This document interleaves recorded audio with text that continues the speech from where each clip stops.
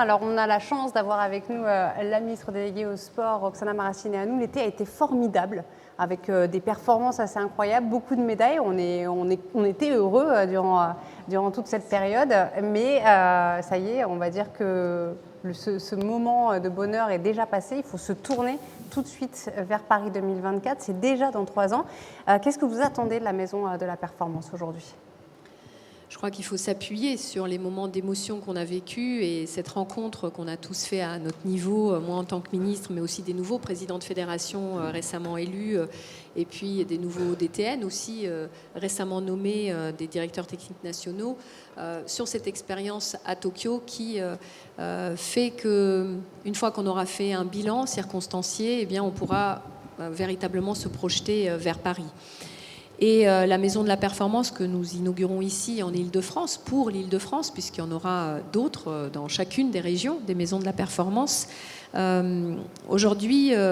accomplit, dessine finalement véritablement et réalise la nouvelle gouvernance du sport que j'ai souhaitée depuis 2019, qui associe des nouveaux acteurs dans la gouvernance du sport national, à savoir les collectivités, les territoires, comme ici la région.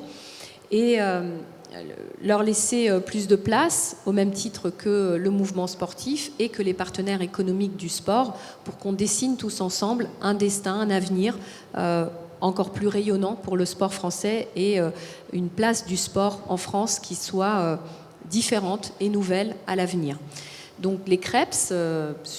les établissements sur lesquels se base la Maison de la Performance, qui existe déjà historiquement dans l'écosystème sportif, eh bien, vont se voir renforcés par des ressources humaines supplémentaires mises en place par l'État pour pouvoir mener à bien un projet qui consiste à accompagner les sportifs de haut niveau partout où ils s'entraînent, pas seulement les sportifs qui sont dans le CREPS en lui-même, puisque l'établissement avait déjà exploité le maximum de ses possibilités pour faire du sur-mesure pour ces sportifs, un accompagnement aussi bien sportif vers la performance que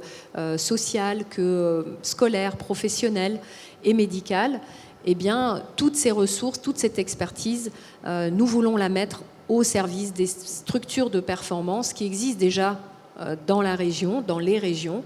et que cette expertise, ce soit voilà, un service qui vienne vers les sportifs au lieu que ce soit les sportifs qui viennent demander de l'expertise au ministère des Sports